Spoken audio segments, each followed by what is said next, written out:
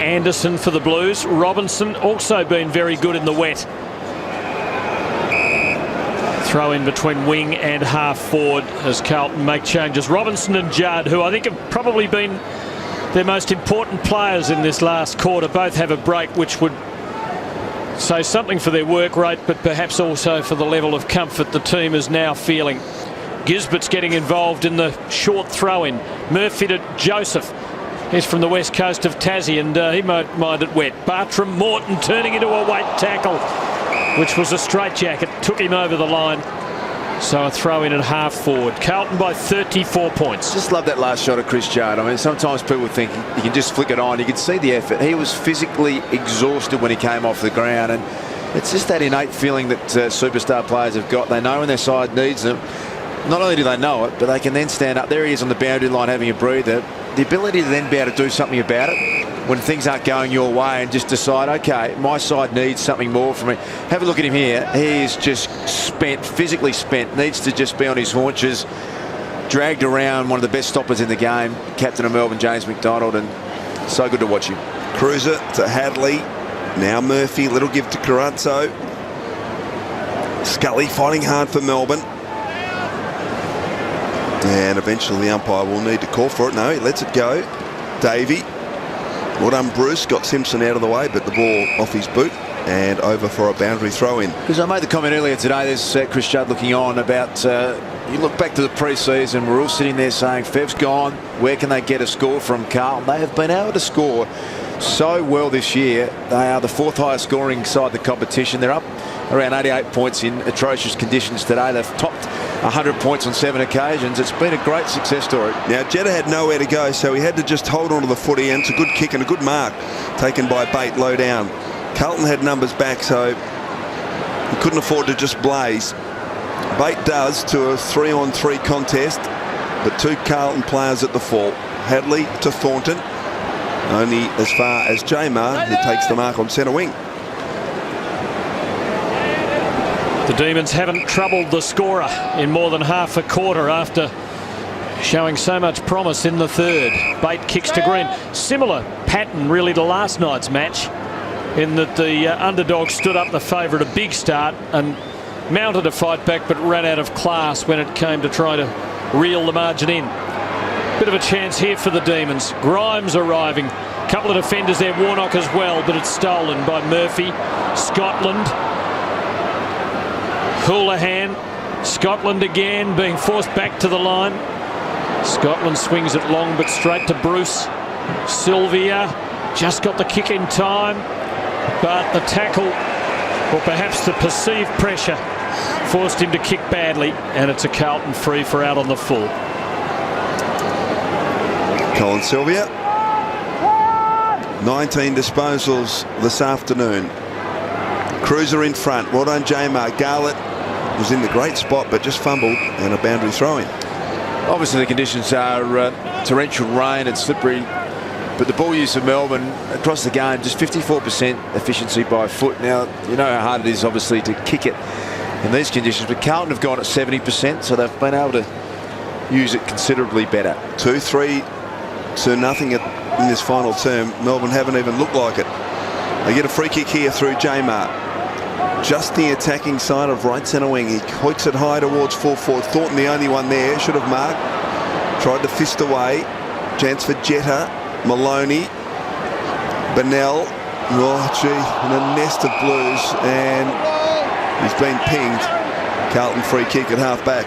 What would you want Thornton to do there if the game was hanging in the balance, uncontested in these conditions? Would you want him to mark or do as he did? It's an interesting question, Tim. I think you'd probably say he played the percentages and fisted away. But don't you need, even in any conditions, you've got to back your ability to take a chest mark, surely? Yeah, I suppose the slipperiness of the footy, Chris, if it was hanging in the balance, you go for a low percentage mark, because it's so hard, even uncontested, to take a mark in these conditions.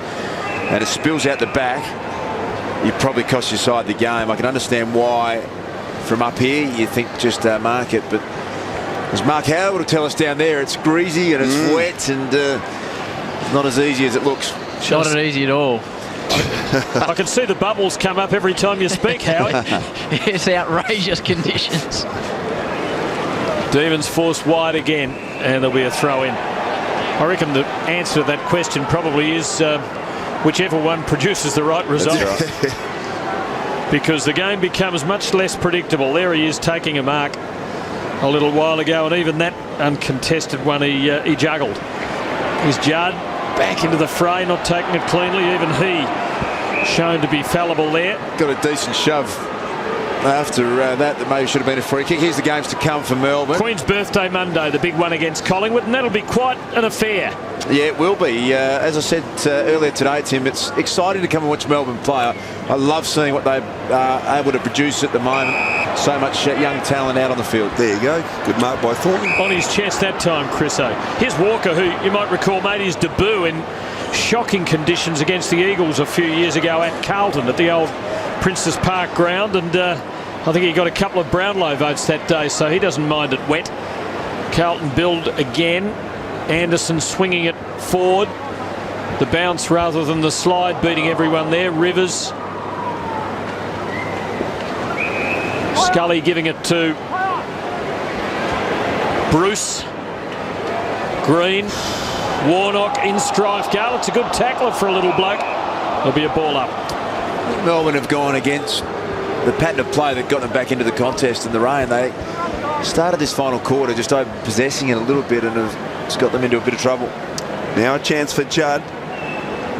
Won the great handball to Anderson. Well done, Davey. Nice pick up in the conditions. Around the body, Miller. Beaten by Thornton and beaten by the numbers. Carrazzo shares it with Walker, who just tries a barrel towards half forward. It works out okay as it came off the side of his boot. And a sliding mark. Murphy is marked between wing and half forward. Short little kick to Waite, ineffective. Scotland got boot to ball very quickly. J-Mark couldn't control it. Robinson, good handball to Murphy, 60 from goal. Crossed the ground. Russell.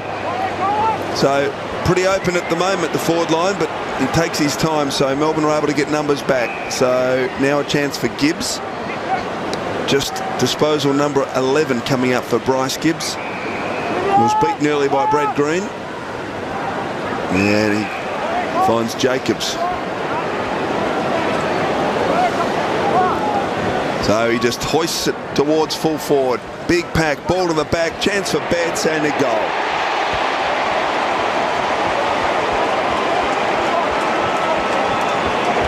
Number of times today, Melbourne have been able to, or Melbourne have allowed the ball to get over the back and haven't had anyone goal side. And another classic example there, Betts able to soccer through with relative ease. I'm going to keep talking about their goal scoring ability, Chriso, because I think it's just fantastic. Got so many different options. Yaron to come back in, who I just love what he brings to the table. Satanta's been a revelation, going beautifully. So the Blues have this one in the bag. They have the Kangaroos next week. Fremantle in Melbourne, that's an intriguing match, as is a home game against Brisbane. And then the Bulldogs. So it's an interesting run of games, all at Etihad Stadium. Well past the flight of the ball. So Carlton's footy in the centre. They've kicked the only 3 goals of the last quarter and restored the status quo as they're back to 40-point leaders, and it's about to become 46 with Eddie Betts kicking his second in 30 seconds.